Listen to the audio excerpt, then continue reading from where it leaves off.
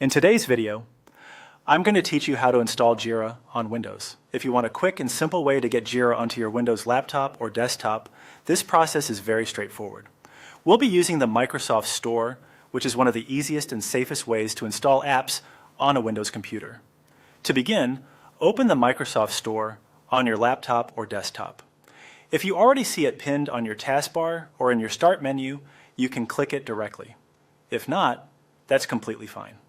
A simple way to find it is to press the Windows key on your keyboard and type Microsoft Store into the search bar.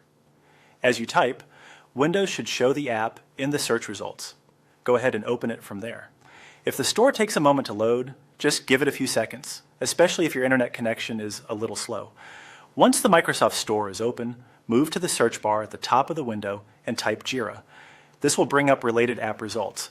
Be sure to type it clearly so the correct app appears. Searching through the store this way helps you avoid browsing manually and gets you to the app much faster. From the results, click on Desktop Jira. This will open the apps page where you can review the listing before installing it. It's always a good idea to quickly confirm that you're selecting the right app before downloading, especially when there may be similar names in the store. When you're on the Desktop Jira page, click Get. This starts the installation process through the Microsoft Store.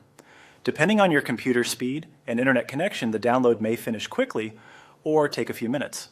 During this time, let the installation complete without closing the store. Once the app has finished downloading and installing, Windows will usually give you the option to open it right away.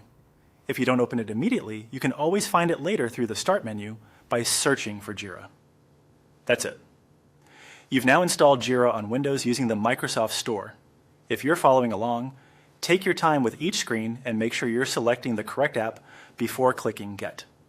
This method keeps the process simple and beginner-friendly, especially if you prefer installing apps directly from an official Windows source.